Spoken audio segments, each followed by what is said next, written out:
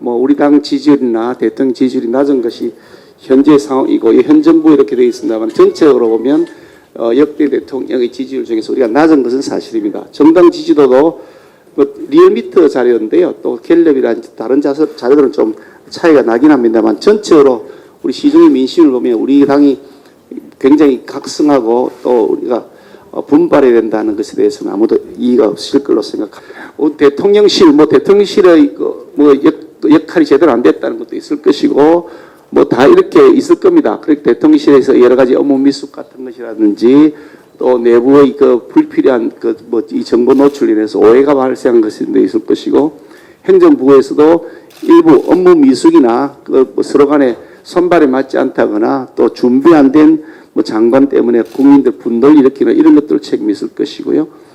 또 우리 당에게도 책임이 있을 것이고 우리 당 책임이나 그런 것에 대해서 좀 더 말씀을 올리겠습니다만은 민주당도 우리 당의 지지율이 낮은 원인 중에 하나다. 이 두 가지가 오늘 제가 말씀드리려는 포인트입니다. 대통령실이나 행정부 부분은 별도의 시간을 갖고서 얘기해야 될 것 같아 보이고 제가 당에 몸을 담고 있는 입장에서 이 두 가지 문제가 같이 엮여 있다. 민주당이 계속 프레임 전쟁을 우리에게 걸고 있고 그래서 우리가 마치 불공정하고 부패하고 무능하고 이런 식으로 계속 덮어 씌우면서 우리의 프레임 전쟁을 걸고 있는데 우리 당이 그에 대한 대응을 제대로 못하고 있는 것 같다. 그것이 계속해서 여론에서 밀리고 있는 중요한 우리의 첫 번째 원인이다. 저는 그런 생각을 갖고 있습니다. 그래서 우리 당을 지지율 높이기 위한 당면 과제가 무엇일까? 제가 여러 가지 있겠습니다만 큰 틀에서 보면 당내 통합과 소통이 필요할 것이다. 당이 깨져서 사실 좀 4분 5일 비슷하게 돼서 국민들에게 굉장히 눈살 찌푸리게 하는 것은 사실이고 그에 대한 책임도 저도 그 커다란 책임을 지고 있는 사람 중에 한 사람이어서 그 책임을 통감합니다만 그래서 이 부분이 빨리 필요하다고 보이는데요. 오늘 주제는 그중에서도 이 부분입니다. 우리 긍지와 자부심. 우리 당이 그러면 앞으로 무엇을 지향할 것이냐. 우리 당은 앞으로 지금까지 어떻게 살아왔고 어떻게 이 당을 만들어왔고 대한민국을 위해서 우리가 무엇을 했고 앞으로 무엇을 해나갈 것이다. 그에 대한 우리의 자존심, 자존감, 긍지 이런 것들이 정말 중요하다. 그게 바로 프레임 전쟁이다라는 말씀을 지금 좀 드리려는 것입니다. 이거 보시면 우리 사실은 지금 우리 당이 상황이 별로 안 좋습니다. 그렇긴 하지만 작년에 여러분 생각해 보시면요. 이게 작년도 이게 연초부터 1월부터 해서 12월까지입니다. 이렇게 좀 그래프인데요. 정당 지지율입니다. 빨간 게 저희 당인데 이게 작년 3월 달에 재보궐 선거 있었지 않습니까? 서울시장 선거. 이게 그러니까요. 이게 3월 달에 이때 우리 당 지지도 굉장히 지지율이 낮았습니다. 제가 원내대표 할 때가 이 4월 달인데 이때도 지지율이 우리가 20%에서 3자를 못 그리고 있었던 상태였습니다. 이처럼 우리가 그 당시 여러분 아마 생각해 보시면 우리에게 희망이 있을까? 우리에겐 대선 후보도 없다. 거기다가 계속해서 저쪽은 가지고 있는 각종 사정권이라든지 예산권 가지고서 계속 우리를 밀어붙이는데 우리는 아무런 대응 수단이 없다. 당신의 당이 대선 후보가 있느냐라고 오히려 조롱받았던 그런 시절이 작년 봄이었습니다. 멀지도 않았습니다. 1년 반 전입니다. 제가 그때 원내대표가 될 때가 4월 달인데요. 4월 달에 제가 우리 20%도 지지율이었는데 연말까지 제가 40자 그리겠습니다. 약속을 드렸는데 실제로 연말에 40자를 그렸습니다. 이때부터 지지율이 올라가기 시작했고요. 11월 달, 이때가 우리가 전당대회를 하면서 이제 그걸 대선 후보로 왔을 때입니다.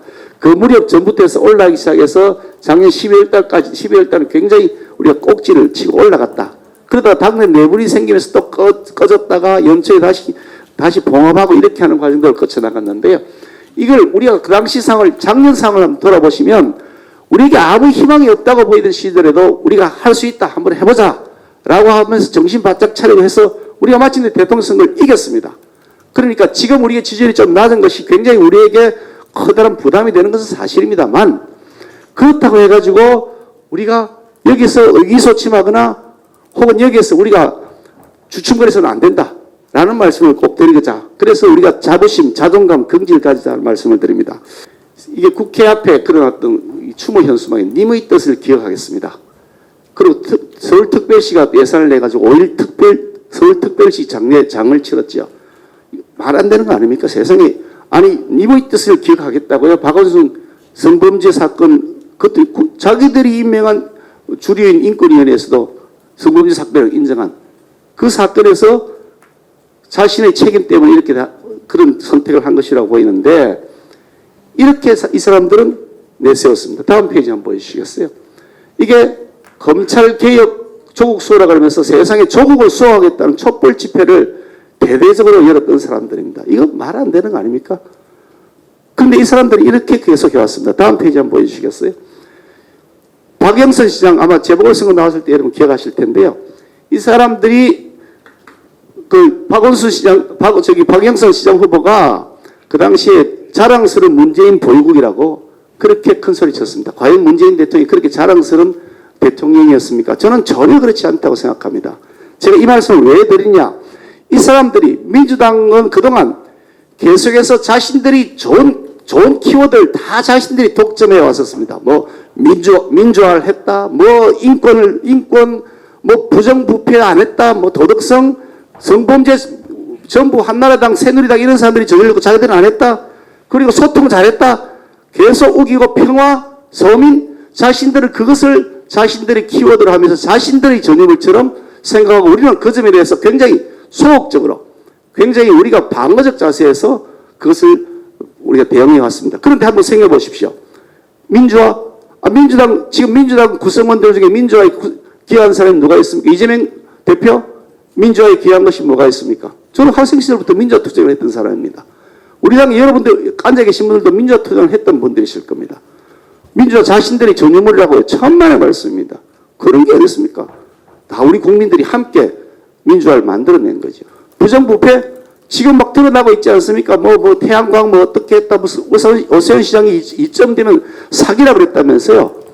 그런 부정부패 자신들이 다 저질러 놓고 우리 생각해 보십시오. 자신들이 5년 민주당 정부 5년 시절에 우리 당 지방자치단체장이나 의원들 사이에 부정부패가 과연 여러분 기억나는 것이 있습니까? 민주당 쪽에서 훨씬 더 많은 인사들이 있었던 겁니다. 성범죄 자신들이 다 저질렀지 않습니까? 안희정, 박원순, 오거돈 다 자신들 사람 아닙니까? 우리가 도덕성 면에서 절대로 밀릴 일이 없는데 왜 우리가 이 부분에서 수세적으로 방어적으로 대응하느냐? 그런 얘기를 제가 말씀드리려는 겁니다. 서민, 좀 이따가 데이터를 말씀드리겠습니다. 서민, 자신들이 서민 삶을 더 팍팍하게 만들었죠. 양극화는 훨씬 더 벌어졌습니다. 5년 내내, 민주당 정권은 5년 내내. 서민이 한다고요? 천만의 말씀입니다. 그런 면에서 우리가 이런 중요한 핵심 키워드에 대한 가치 전쟁을 하고 그 점에 대한 우리 경지와 자부심을 가져야 된다는 말씀을 드리려고 하는 겁니다. 대통령에 관한 얘기를 말씀을 좀 드리려는데요. 우리가 이승만 대통령 그러면 보통 이제 우리 이승만 대통령 그러면 뭐 하여간 독재했다. 그러다가 4.19 혁명 때문에 쫓겨났고 그래서 발표를 해서 우리 무고한 국민들을 죽였다. 그래서 나쁜 대통령이라는 프레임에 계속 우리가 사실은 많이 경도되어 있다는 생각을 합니다. 물론 그건 팩트가 사실입니다. 독재를 했고 그래서 국민들의 목숨을 빼앗아갔고 그에 대해서 하야했던 것. 저는 그 점에 대해서는 분명히 과가 크다고 생각합니다. 그런데 공과 과를 놓고 보면 과연 이승만 전 대통령이 과가 많으냐 공이 많으냐 저는 공이 많다고 생각하는 사람입니다. 왜 그러냐 그 말씀을 좀 드리려는 거예요. 첫 번째 자유민주주의 정부 수립. 제2차 대전 이후에 식민지에서 해방된 독립한 나라들 중에 자유민주주의 국가로 선거한 나라 단 한 나라도 있습니까? 없습니다. 전 세계 단 한 나라도 없습니다. 거의 다 독재 국가로 갔거나 공산주의 국가로 갔거나 권위주의 정부를 계속 지금도 유지하고 있습니다. 그리고 군사정부도 유지하고 있고요. 자유민주주의 정부 대한민국에 만들었던 것, 그 우연이 된 것입니까? 천만의 말씀입니다. 그 당시의 자료를 보니까 한 70% 정도의 국민들, 지식인층을 말할 것도 없고요. 공산주의에 대해서 굉장히 우호적이었다고 합니다. 공산주의에 대해서 굉장히 그러니까 좌편향의 의식을 가진 분이 한 70% 됐다고 한답니다. 그런 상태에서도 불구하고 자신이 미국에서 공부하면서 자유민주주의가 얼마나 중요한 것이 소중한 것을 깨달았고 그래서 자유민주주의를 자신이 여기 도입하겠다 했던 그야말로 대한민국의 오늘을 만드는 저는 기초를 만들었다는 사람이라고 저는 생각합니다. 우리 대통령 선거 아주 평화롭게 잘 치렀지 않습니까? 그 후에 국회의원 선거도 치렀죠. 그 당시 지방의원 선거도 있었습니다. 다 선거를 치렀습니다. 이렇게 토대를 만든 사람이 누구냐? 자유민주주의 체제를 만든 이승만 대통령입니다. 그때 만약에 우리가 자유민주주의 체제를 확립하지 않았다 그러면 우리나라가 지금 어떻게 됐을까 생각해 본다면 커다란 공이 있는 사람이라고 저는 확실하게 말씀드릴 수가 있습니다. 시간이 많지 않기 때문에 그 네 번째 있는 농지개혁법 말씀을 좀 드리는데요. 농지개혁법, 이게 한번 우리 생각을 한번 해보시죠. 삼국시대부터 쫙 넘어옵니다. 삼국시대 넘어와서 고려로 넘어왔다가 그리고 조선으로 이렇게 넘어온다고 생각해 보시면 그 시기 내내 우리가 봉건제도 아닌 때가 있었습니까? 크고 작은 자기들 귀족들 사이, 왕족들 사이 충돌이 있었을 뿐이지 우리 사이는 지주와 소작, 가진 자와 가지지 않은 자, 땅을 가진 자와 땅을 가지지 않은 사이의 갈등 구조, 그 봉건 구조 속에 계속 사로잡혀 있었습니다. 그런데 이승만 대통령 취임하고 나서 농지개혁법을 시행을 했습니다. 전 세계 아마 여러분 보시면 농지개혁법을 이렇게 과감하게 시행한 나라 단 한 나라도 찾지 못할 겁니다. 여러분 필리핀 잘 기억하실 텐데요. 필리핀이 우리나라에게 원조를 줬던 나라 아닙니까? 그리고 여기 뭐 저기 그 체육관도 장죽체육관인가도 만들어줬다는 나라 아닙니까? 그런 나라. 그 필리핀에 지금도 그 6대 패밀리가 하는 그 거대한 플랜테이션, 땅을 가진 패밀리들이 나라를 계속 장악하고 있습니다. 잘 살았던 필리핀도 그렇습니다. 미국식 민주주의를 전수받았다는 필리핀도 그렇습니다. 다른 나라는 말할 것도 없습니다. 삼국시대로 따져본다면 몇천 년 역사가 되겠죠? 그 역사를 뒤집어 놓은 대대적인 농지개혁부 시행. 이것이 대한민국이 오늘 이렇게 자유시장 경제를 만들고 서로 내가 잘하면 잘 살 수 있다고 하는 그 정신을 만드는 토대가 되었다. 저는 그렇게 확신을 합니다. 그때 유상으로 몰수했죠. 사실은 뭐 유상이라고 하지만 아주 저렴한 비용을 지불했습니다. 그리고 이게 경제 유전의 원칙에 따라서 저렴한 비용으로 그걸 다 나누어 줬습니다. 그것이 오늘의 대한민국의 민주주의, 그 시장 경제를 만드는 토대가 되었다. 저는 그렇게 확신하고 있습니다. 그뿐 아니라 이 초등교육 의무가 되어 있는데요. 초등학교 6학년 교육을 의무화를 시켰습니다. 우리가 이런 것들을 사실 다 잊어버리겠습니다. 이승만 대통령이라면 독재하다가 쫓겨난 사람 이렇게만 인식하고 있지 그 사람이 뭘 했는지에 대한 우리의 인식 자체가 역사 인식 자체가 부족하다는 말씀을 드리는 겁니다. 초등학교 교육 의무화를 6년을 의무화했는데요. 이게 그 당시 자료를 보니까 그 당시 문교부 예산의 80%가 이 초등 의무교육에 돈이 들어가야 됐답니다. 이 빈약한 재정에 할 일이 태산 같은 나라에서 문교부 재정의 80%를 초등학교 6학년 의무교육에다가 돈을 넣었다고 하니까 정말 대단한 거죠.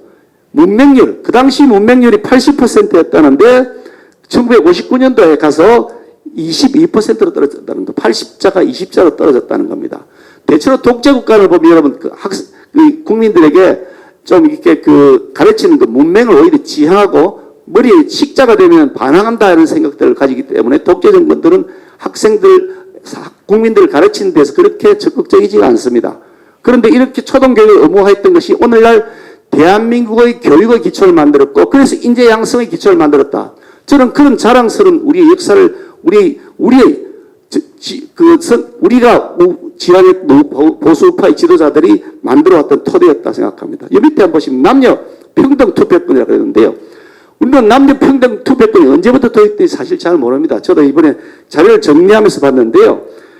우리가 1945년도 해방되고 48년에 정부 수립했다고 하지만 그 우리가 투표라는 제도를 한 번도 해본 적이 없죠. 우리나라 한 번도 국민들이 투표를 해본 적이 없습니다. 투표라고 하면 처음으로 정부 수립될 때 투표를 해본 건데 그때 이후에 투표라는 제도가 만들어진 것만 해도 신기한데 여성, 남성, 남녀 같이 공동으로 평등하게 투표를 가진다는 것은 특히 우리 남전 여비 시대의 오랜 전통에 비추어보면 상상할 수 없었던 일인데요. 이 남녀 평등 투표권을 도입한 사람이 바로 이승만 대통령입니다. 지금 생각해보면 남녀 평등 투표권 별거 아닌 것 같아 보이는데 제가 자료를 보니까 저도 이해가 잘 안 되는데 벨기에라는 나라가요. 유럽의 벨기에 나라가 남녀 평등 간 투표권을 가진 게 1948년이랍니다. 우리가 정부 수립했을 때 48년이잖아요. 그리고 포르투갈은 1976년이랍니다. 그러면 우리가 대단히 이런 면에서 앞서가는 민주주의를 만드는 토대를 만들었던 분이다. 한강의 기적이라고 되어 있는데 이 부분이 좀 여러분 주목해 볼 필요가 있습니다. 한강의 기적은 어떻게 해서 우리가 만들었을까? 다른 나라들도 2차 대전 후에 많은 원조들을 받아갔습니다. 선진국으로부터 자유주의 진영으로부터 많은 원조를 받아갔는데 하필 왜 다른 나라는 하나도 성공한 나라가 없고 단 한 나라도 없고 대한민국만 성공했을까? 그 여러 가지 이유가 있을 겁니다만 그 중요한 이유 중에 하나가 이 경제개발 5개년 계획 한강의 기적이라는 것인데 다른 나라들은 원조를 어떤 방식으로 받았냐? 뭐 세계은행 아니면 선진국의 ODA 자금이나 선진국의 지원금 그 지원 플랜들을 선진국에서 다 만들고 당신들은 이거 해, 이거 먹어 라는 시스템에 따라서 했던 데 비해서 우리는 주도적으로 대한민국을 앞으로 이끌려면 뭘 해야 되냐? 우리가 중화공업을 만들어야 된다. 그럼 중화공업에 투자하려면 어떻게 해야 되냐? 도로도 건설해야 되고 산업단지도 건설해야 되고 어떤 사람이 투자해야 된다는 계획을 우리가 자체적으로 세운 겁니다. 그게 경제개발 5개년 계획인 겁니다. 그 계획에 따라서 돈을 끌어와서 우리의 계획에 따라 돈을 투입했기 때문에 한강의 기적을 만들 수 있던 주요한 요인 중에 하나였다. 바로 그게 누가 했냐고. 박정희 대통령이 한 겁니다. 그분이 집권하는 과정, 당연히 쿠데타로 집권했으니까 집권한 과정 합법적이지 않습니다. 개인적으로 저는 사실은 박정희 대통령 때문에 집안이 쫄딱 망한 사람입니다. 좀 전에 우리 김현기 회장님께 말씀드렸는데 1960년도에 12월 달에 그 지방의회 선거가 있었는데요. 저희 아버지가 경상남도 도의원으로 당선되셨습니다. 1960년 12월 12일이더라고요. 자료를 보니까요. 그리고 경상도 도의원이 되었는데 그 당시 이제 민주당으로 당선되었습니다. 근데 그 이름에 5.16이 났잖아요. 그래서 지방의회가 해산돼 버리고 임시조직부이 만들어져서 지방의회가 오랫동안 정지되었습니다. 지방자치가 정지되어 버렸죠. 그러면서 아버지가 뭐 정치정화법인가 거기 걸려가지고 그냥 집을 쫄딱 망해가지고 겨우겨우 학교를 졸업했던 사람이어서 개인적으로 보면 사실 그런 아픈 기억이 있습니다만 그분이 많은 과가 있었습니다. 뭐 박정희 대통령이 많은 과가 있었죠. 그렇지만 공으로 따진다면 훨씬 더 공이 많다. 그 자랑스러운 유산들 우리는 자랑스럽게 여기고 과에 대해서는 우리가 냉정하게 반성하고 반복하지 않아야 되겠지만 공에 대해서는 평가를 해야 된다. 그런 말씀을 드리려는 겁니다. 여기 또 보시면 의료보험이라 그러는데요. 의료보험, 미국까지 의료보험 도입 못했습니다. 지금도 여전히 개인 사보험에 의존해서 그래서 아주 의료 비용이 비싼 그런 나라인데 대한민국 의료보험 도입을 누가 했냐? 박정희 대통령 시절에 했습니다. 그래서 우리나라 의료 수준 그리고 의료에 대한 비용 얼마나 전 세계가 불효하는 수준이 되어 있지 않습니까? 이 토대를 누가 만들었냐? 바로 박정희 대통령 시절에 만들었던 겁니다. 시간 관계상 다음으로 넘어가겠습니다. 이거 보시면요. 이게 굉장히 의미 있는 그 자료인데요. 1인당 GDP, 그러니까 1인당 국민소득이 되겠죠. 1961년도에 그 한국이 94달러였어요. 방글라데시, 뭐 홍고, 뭐 이런 보다 더 낮았죠. 근데 여기요, 우리가 이제 빈공국에서 중진국으로 넘어가서 90년대를 보면 그때 오만이 6천 몇백 달러, 한국이 6천 몇백 달러, 리비아가 7천 달러 이렇게 되는 요게 중진국까지 갔던 상태입니다. 이렇게 이게 빈공국에서 중진국으로 넘어가는 이 빈공국의 함정을 넘었던 요것도 유일한 나라고요. 요것도 유일한 나라고 요 빈공국에서 중진국에서 요 중진국 함정을 벗어나서 고소득 선진국으로 된 나라 대한민국이 유일한 겁니다. 빈공국, 중진국 그리고 고소득 선진국으로 가는 과정에서 이 함정들을 다 벗어났던 전 세계 딱 하나밖에 없는 나라 그 대한민국이고 그 기적을 누가 만들었냐? 바로 우리 우파 보수정부가 만들었던 거 아닙니까? 우리의 정신, 우리가 정신을 계승하고 있고 우리가 그 법통을 이어받고 있는 우리 정치 선배들이 때로는 많은 과가 있었지만 훨씬 더 많은 공을 넣어서 대한민국이 오늘 만들었고 전 세계 단 하나밖에 없는 기적을 만들었던 당입니다. 그런 당의 정신과 우리가 이 과거 역사를 가지고 있는데 왜 우리가 당당하게 가치투쟁을 하지 않느냐. 민주당보다 훨씬 우리가 자랑스럽게 역사를 얘기할 수 있다. 그 말씀을 좀 드리려고 하는 것입니다. 다음 페이지 넘겨주시겠어요?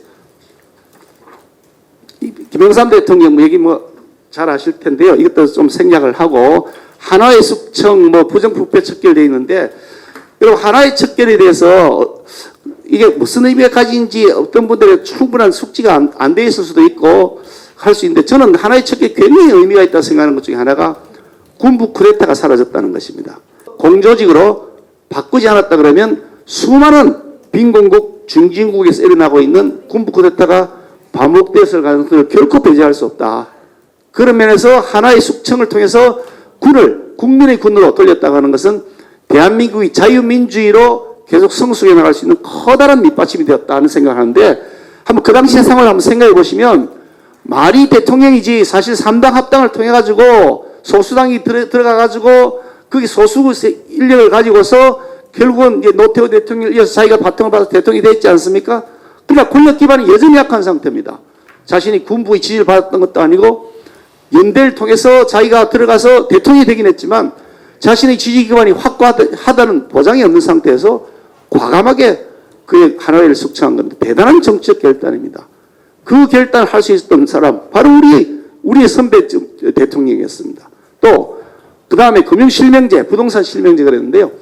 금융실명제를 도입한다는 것은 거의 혁명적인 겁니다. 왜냐? 부정부패한 세력들은 다 뒷돈을 숨겨놓은 것들이 있고 이름을 차명을 해놓은 것이 있고 부동산을 다른 사람이 해놓은 것들이 수없이 많이 숨겨져 있단 말이죠. 그러니까 기득권층에 있는 사람들 입장에서는 금융실명제나 이게 부동산 실명제 한다 그러면 그거는 완전히 파멸입니다. 완전히 자기 그냥 홀딱 벗기는 거나 마찬가지 아닌가. 자기 모든 것을 다 들통나야 되니까 그런 거의 혁명적 수준의 일을 그냥 과감하게 해버린 겁니다. 실명제는 대통령 긴급명령으로 그것도 해버렸죠. 그 금융실명제는요. 이런 형태로 거의 혁명적 수준의 일들을 하면서 대한민국 오늘의 이게 지하경제가 사라지게 하고 그리고 이 건전한 생태계, 경제 생태계가 조성되도록 만들었던 그 주인공 바로 김영삼 대통령입니다. 다음 페이지 넘겨주시겠어요?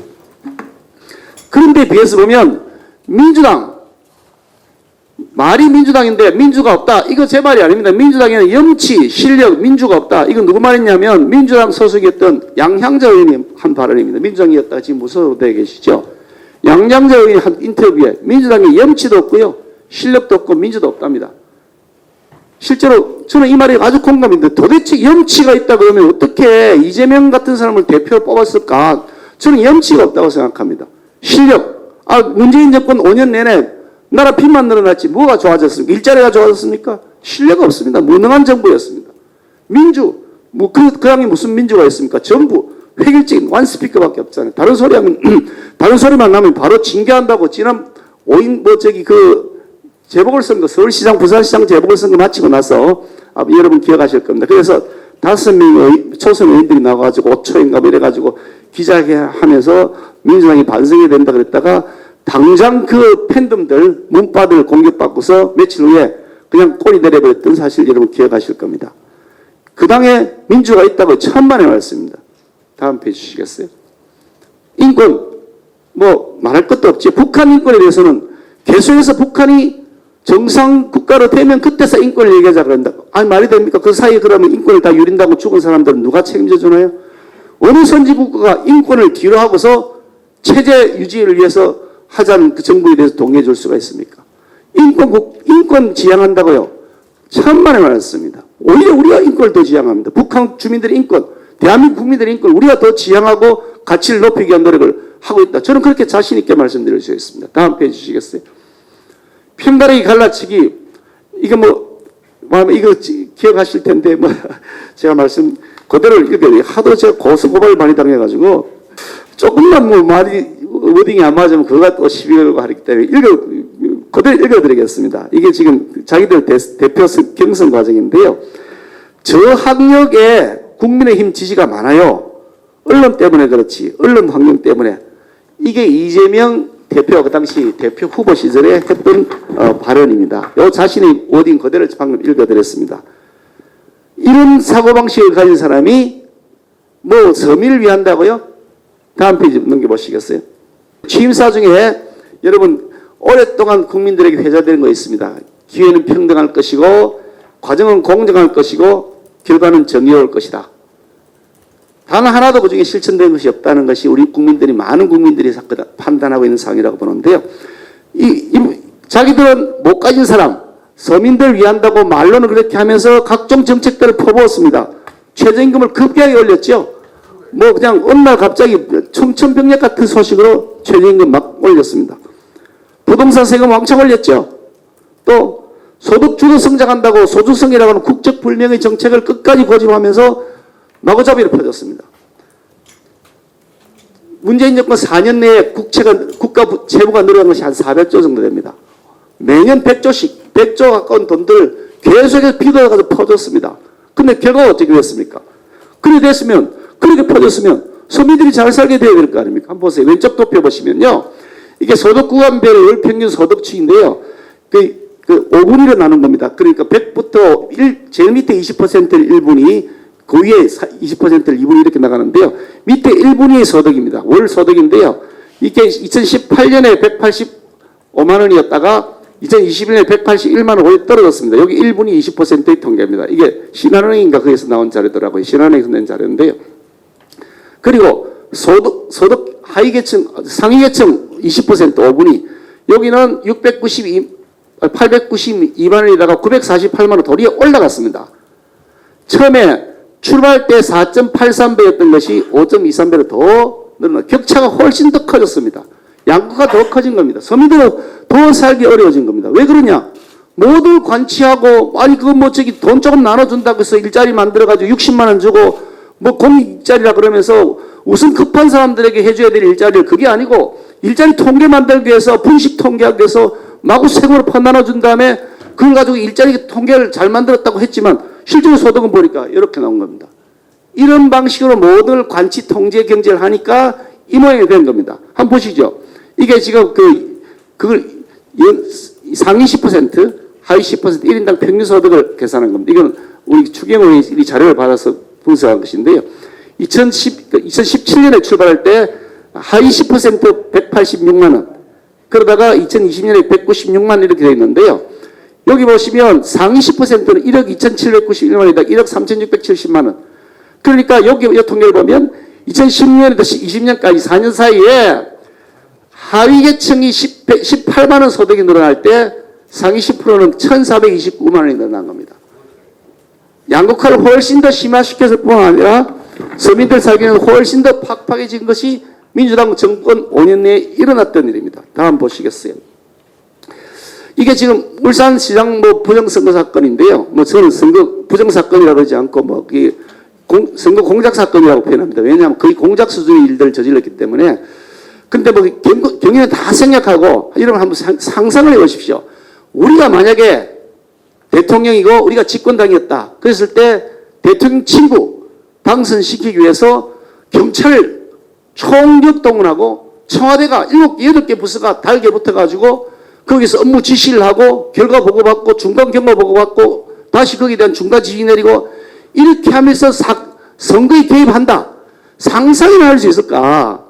그런 계획을 누가 세워서 아유 그건 안 돼. 그건 말도 안 되는 거야 라고 하는 수준이 아니라 계획을 세워서 보고하는 것조차 상상할 수 없는 일이라는 겁니다. 저는. 근데 그 계획을 세우고 결재받고 집행했다. 그래 지금 14명이 지금 형사재판을 받고 있습니다. 그 재판도 지지부진해서 답답하긴 합니다만 우리로서는 상상할 수 없는 불법 부정선거 그 사람들은 내질렀습니다. 이런 사람들이 민주주의 한다고요? 말 되겠습니까? 아니, 그야말로 타락한 민주주의를 하고 있는 사람들이 민주주의 자기들이 한다고 큰 소리 치고 있습니다. 다음 페이지 주시겠어요? 뭐 이재명 당 출범인데요. 이재명 당 여러분 잘 아시잖아요. 지금 사실은 저는 이게 다음 페이지 넘겨보시면요. 방탄 전문 정당이라고 제가 해서 계속해서 제가 이슈를 뽑아보고 있는데요. 국회의원 셀프 공천한다. 느닷없이 송영길이가 거기서 송영길 대표가 그만두고 서울시장으로 나온다. 인천에서. 그것도 황당한 거였죠. 결국 알고 보니까 맞바꾼 거 아니냐라는 의혹들이 저기 셀프 공천 누가 했느냐. 민주당의 공동 비상대책위원장하던 박지현인가요? 그분이 셀프 공천했다고 자기들 스스로 고백을 했습니다. 아니, 자기가 대표가 돼가지고 나중에 하기 위한 전략을 그때부터 짠 거죠. 방탄하기 위해서. 자기가 지원제가 얼마나 많았으면 그랬을까? 그게 우리 상식적인 판단 아니겠습니까? 두 번째 검수완박 처리했죠. 세상에 임기 말에 대통령 선거 끝난 다음에 퇴임하는 대통령이 국무회의를 긴급 소집해서 그걸 통과시켜요? 상상이 됩니까? 이렇게 모렴치하는 정당이 있을 수가 있습니까? 세 번째, 당헌 개정. 기소가 돼도 계속 자기는 대표한다는 거 아닙니까? 네 번째, 민주당 국회의원들 아예 의원총회를 해가지고 호위무사를 지금 자처하고 있지 않습니까? 이 모습입니다. 그런데 단군 이래의 최대의 부패 혐의를 가진 야당 대표다. 저는 그렇게 생각합니다. 자신이 최대의 취재라고 말했던 대장동 사업. 자신이 최대의 취재라고 자기가 그랬습니다. 알고 보니까 온갖 부정부패 의혹 덩어리. 이게 도대체 조 단위의 이익을 남겼다고 한다는데 그 돈이 도대체 어디로 가는지 모르겠습니다. 그 돈의 이 흐름을 따져보면 뭐가 나올지 하는 그런 궁금증만 계속 커지고 있는데요. 자, 보십시오. 민주당 이재명 대표, 민주화, 인권신장, 평화, 환경, 도덕성, 뭐 귀한 게 뭐가 있습니까? 그런데 그 정당에 우리가 도덕성에서 우리가 자부심과 긍지에서 밀린다고요? 왜 우리가 그 부분에 대해서 강력하게 우리 주장을 펼치지 않냐? 우리가 긍지와 자부심을 가지고서 민주당과 맞닥뜨려서 국민들에게 우리 당은 이런 잘못했지만 이런 과거 역사를 가져왔고 앞으로 잘했던 역사들을 더 개선해 나가겠습니다 하고 우리가 자랑스럽게 투쟁을 해야 한다. 그렇게 말씀을 드리고 싶은 겁니다. 다음 페이지 넘겨주시죠. 저는 원전을 가지고서 환경, 원전 이렇게 얘기하는데 저는 이 사람들이 환경파리 장사했다고 생각합니다. 위안부 문제 가지고서 이 친일 반일 가지고서 계속해서 자신들이 프레임을 만들었는데 저는 반일 가지고 장사했다고 생각합니다. 그 사람들이 양심 있는 사람들이면 대한민국을 이렇게 무너뜨릴 수 있을까 하는 생각이 들 만큼 저는 참담한 심정입니다. 환경 탈원전한다고 산림 다 여러분 훼손한 거 잘 아시잖아요. 그것뿐입니까? 오늘 아침 언론에 보도가 났더라고요. 전국 226개 지방자치단체, 전국 226개 지자체가 있는데 그중에 12곳, 한 10% 정도를, 5% 정도 되겠네요. 12곳을 표본조사를 했는데 전력산업기반기금 그중에서 2,600억을 들여다보니 부당 집행한 것이 약 12.5%. 여러분 시의원 하시니까 잘 아시지만 세상에 그 예산 중에 12.5%가 부당 집행된 그런 예산 항목이 있을 수가 있습니까? 돈 빼는 것도 아닙니까? 허위소리 꾸미고. 그게 1.26%라도 난리가 날 텐데 12.6% 세상에 이게 말이 되겠습니까? 태양광 지원, 그 중에 태양광 부분을 뽑아봤는데 태양광 지원 사업 중에서 숫자로 따졌을 때 17.3% 무려 1129건, 이것도 물론 조사 대상이 거기에만 한정된 겁니다. 넓히 보면 어마어마하게 나올 겁니다. 17.3%인 1129건, 금액으로 무려 1847억 원, 태양광 관련된 신재생 에너지 사업. 결국 뭐 했느냐? 탈원전한다 그러면서 환경보호한다 그러면서 신재생 에너지 사업한다 그러면서 자기들끼리 돈잔치하고 빼먹은 겁니다. 환경 가지고 장사하고요. 탈원전 신재생 에너지 가지고 자기들 장사해 먹었다. 저는 그렇게 말씀드리고 싶습니다. 민주당 주변에 있는 기생세력들 결국 그 사람들이 다 빼먹었지 않았을까? 저는 그렇게 짐작할 수밖에 없습니다. 아마 조사하면 거의 그렇게 나올 거라고 저는 확신을 합니다. 이런 짓을 한 사람들이 바로 지금 민주당 그 사람들입니다. 왜 그런데 우리가 당당히 그 사람들하고 싸워서 이기지 못한다는 겁니까? 저는 얼마인지 우리가 해내야 된다고 생각하고 할 수 있다고 확신하고 있습니다. 뭐 말로 협치를 하자 그러면서 김건희 여사 특검법을 하자면서요. 말로는 협치하자 그러면서 말로는 거룩한 말하고 뒤로는 뒤통수 치고 그래놓고 협치 안 한다 그러는데 여러분 그거 믿을 수가 있습니까? 자신들이 협치 어떻게 했습니까? 박근혜 정부 관련 인사만 62명 정치보복 기소자 명단 이게 제가 한 게 아니고 그 당시에 허현준 청와대에 있었던 행정관이 공개한 자료고요. 이명박 정부 이사까지 포함하면 100명이 훌쩍 넘었을 뜻이라고 얘기했습니다. 이재수 기무사령관 결국 아무 혐의 없다고 그랬지만 자신의 그런 군인으로서의 그런 모멸감을 견딜 수 없어서 스스로 목숨을 끊은 거 아닙니까? 그런 못된 짓을 했던 정권이다. 저는 그렇게 확실하게 말씀드리고 싶은 것이 저희 솔직한 심정입니다. 그런데 이런 사람들이 지금 큰 소리 친다? 그거 용납이 되겠습니까, 여러분? 왜 우리가 그에 대해서 분노하지 않느냐? 말씀드리고 싶은 겁니다. 다음 페이지 넘겨보시겠어요? 이게 여러분, 이게 꽃표합니다. 이게 이게 대해서 잘 안 보이는데 꽃표한 건데, 누군지 아시죠? 이분이 군기반장이면, 예산 당대표 시절에 강창일 의원이라고요. 민주당의 그 당시에 아마 4선인가 됐을 겁니다. 한일의원연맹 회장을 했던 사람이 있는데, 그때 한일 무역 전쟁이, 보복이 있었지 않습니까? 그때 정부가 한 조치, 그 당시 문재인 정부죠. 문재인 정부가 한 조치가, 잘못된 점이 있다고 비판하는 말을 국회 의원총회, 민주당 의원총회에 나가서 발언을 하는데 하지 말라고 한 겁니다. 정부 비판하는 말을 의원총회에서 하면 안 된다고 꼽혀친 겁니다. 그런데 강창일 의원이 그래도 자기가 해야 될, 일본에 대해서는 자기가 제일 많이 한다고 생각한 사람이고 자기가 해야 될 말이 있다고 더 얘기했더니 더 높이 꼽혀쳤다는 거 아닙니까? 그래서 그만하라고 막 소리가 나왔다는 거 아닙니까? 방청석에서요. 민주당에 민주가 있다고요? 의원총회에서 발언한 것도 이렇게 대표가 꼽혀쳐요? 천만의 말씀. 무슨 민주가 있습니까? 이런 당이 지금 민주당이라고 우기고 있는 겁니다. 다음 페이지 주시겠어요?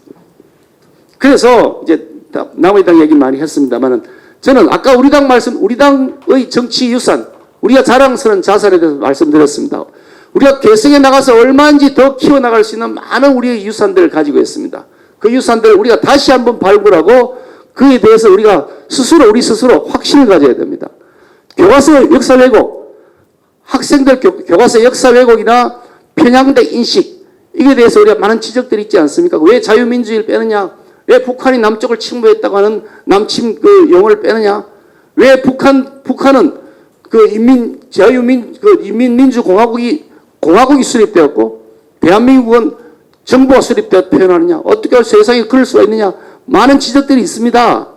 그런데 교과서만 그렇습니까? 우리 성인이 된 저를 포함한 우리들 사이에서도 알게 모르게 우리가 도덕적으로 민주당에 밀리는 것처럼 우리 스스로 방어적 자세를 가진다거나 우리가 저 사람들보다 민주화가 덜 됐다고 방어적 자세를 가진다거나 그럴 이유가 뭐가 있습니까? 우리가 훨씬 더 민주주의고 우리가 훨씬 더 대한민국의 오늘을 만드는 데 기여한 거기 훨씬 더 큰 바로 그 정당이 우리 당입니다. 그래서 우리가 그런 가치 투쟁을 하자. 자유민주주의 가치를 확고하게 만들어 나가서 우리 그 자부심을 토대로서 싸워야 된다. 지금 당장은 우리가 굉장히 야단을 많이 맞고 있습니다. 뭐 추석 때 여러분들도 느끼셨을 겁니다. 저도 혼이 났습니다. 도대체 뭐 하고 있냐, 정신 차리라고 욕을 실컷 먹었습니다. 그런데 당연히 우리가 반성하고 고쳐야 됩니다. 맞습니다. 그게 지금 첫 번째 과제입니다. 그런데 그 기반이 깔려 있는 것이 토대가 있어야 됩니다. 아니 집을 짓더라도 토대를 만들어 놓고 그 위에 뭐 기둥을 세우든지 하는 토대가 없이 뭐 기둥만 세우면 그냥 그 기둥은 금방 무너지는 겁니다. 우리가 가져왔던 찬란한 우리의 역사 그리고 대한민국 전 세계 하나밖에 없는 성공한 자유민주주의 국가 산업화 그리고 대한민국 국민들이 이제 전 세계 어디 없는 봉건제를 타파했던 유일한 나라 아닙니까? 그 나라를 만들어왔던 자랑스러운 역사 그 기반 위에 우리가 잘못한 것들을 고쳐나가고 우리의 역사를 키워나가고 그런 역사의식을 우리가 가져야 된다. 그 말씀을 드리는 것이고요. 그래서 가지투쟁을 하자. 당당하게 싸워서 누구든지 나와서 논쟁에서 이길 자신이 있습니다. 누구든지 나와보라 그러시죠. 작년 6월 달에 제가 원내대표로서 우리 당 교섭단체 대표연설을 한 적이 있습니다. 아까 우리 그 원내수석 부대표께서 저기 100 몇십만 원인데 조회수가 어디는 140만, 어디는 120만, 어디는 80만 합치니까 그게 한 4, 500만 정도 조회가 됐는데요. 유튜브 그게 50분짜리입니다. 50분짜리인데 그 많은 분들이 보셨다 하면서 저한테 주시는 말씀이 속이 시원하다 그런 말씀을 주시더라고요. 왜 속이 시원하냐? 방금 말씀드린 것 같은 취지의 말씀을 드린 겁니다. 민주당 당신들이 했는 게 뭐가 있는데 당신들이야말로 꼰대 수구 기득권 정당 된 거 아니냐? 그래 꼰수기 정당이다. 당신들이야말로 초선의원들이 말만 하면 말 못하게 입마가 버리고 꽃펴치고 당신들이 말이야 기득권이 됐지 않냐? 기득권에 대해서 온 자리에 다 차지하고 들어가가지고 서울시나마 여러분 들여다보시면 기가 막힐 겁니다. 박원순 시장실이 뭘 했는지 무슨 사업협동조합 만든다고 넓어지게 만들어가지고 돈 나눠줬는데 그 돈 어디 갔는지 소식도 없고 지금 그거 다 들여다보면 기가 막히는 상황 아닙니까? 무슨 재단을 또 왜 그리 많이 만듭니까? 전국 지자체 다 보십시오. 민주당 정권 시절의 지자체 다 보십시오. 기가 막힙니다. 일자리 그래가지고 세금으로 주는 일자리 만들었습니다. 일하는 것 없이. 또 세금만 충내고 있는 자리들입니다. 그런 사람들, 이런 사람들로 구성되어 있던 이 나라를 이제 다시 바꿔보자. 우리 손으로 만들어보자. 그래서 우리가 그런 가치투쟁을 확고하게 하자 말씀이고요. 그리고 유능한 중산층 정당. 우리는 첫째, 이게 우파는 유능해야 됩니다. 우리가 실력을 쌓아야 됩니다. 우리가 스스로 공부하고, 그리고 우리 아주 디스커션도 하고, 가치에 대한 논쟁도 하고, 정책에 대한 논쟁도 하고, 또 지역 사업에 대한 논쟁도 하고, 치열하게 우리끼리 논쟁하면서 우리의 실력을 키워야 됩니다. 그와 동시에 우리 지향하는 방향은 분명히 중산층이라는 확실한 메시지와 정책을 내놔야 됩니다. 그리고 마지막 부분인데요. 부국 강등에 기반한 그러는데 이번에 우크라이나 사태를 여러분 보시면서 아실 겁니다. 우크라이나 사태를 보면서 자기 스스로 자기를 지키지 못한 나라는 언제든지 점령당하고 공격당한다. 그런데 우리는 그런 면에서 그동안 자주국방을 굉장히 오랫동안 외쳐왔습니다. 사실 그 자주국방, 우리 산업, 이게 국방 산업을 키우기 위한 것은 이승만 대통령부터 시작을 했다고 합니다. 그래서 그리고 박정희 대통령씨는 굉장히 그걸 키웠다고 하고요. 그래서 우리가 방사물자를 지금 수출한다고 해서 굉장히 우리가 자부심을 느끼고 있는데 그게 벌써 우리 우파 정권 시절부터 차곡차곡 쌓아왔던 그 기술이 축적되어서 오늘의 모습이 되어 있는 겁니다. 어느 날 갑자기 5년 사이에 될 수 있는 게 아닌데 수십 년 동안 우리의 노하우가 축적되어 온 겁니다. 그래서 이런 우리 스스로 무기도 만들 수 있고 우리의 안전보장을 지킬 수 있는 무기도 만들고 우리가 전략도 구사할 수도 있고 그러면서 우리 지정학적 요소를 최대한 국제정세에서 잘 활용해서 이 북극 강병에 기반한 국제정세의 주도권을 확보하는 것. 이것이 우리 당이 지금 지향해 나가야 할 거라고 생각하고 저는 그 일을 할 수 있는 분들이 여기 다 모였다고 생각합니다. 저도 그 신분권의 한 사람으로서 그 일에 목숨을 던져서라도 저는 하겠다는 그런 의지를 가지고 있는데 마지막 파란색이 되어 있는데 그래서 우리가 통합, 협력, 국민소통으로 우리 당내 통합도 해야 되고 그리고 국민과의 소통도 훨씬 더 원활하게 해야 됩니다. 그런데 우리 스스로는 자존감을 키워야 된다. 그 자존감을 키워서 다시 한번 지금 침체를 우리가 극복하고 내년부터 다시 이렇게 성찰할 수 있는 기세를 만들어 나가자. 그 일을 위해서 우리가 함께 힘을 합쳐보자 말씀드리면서 제 말씀 마치도록 하겠습니다. 감사합니다.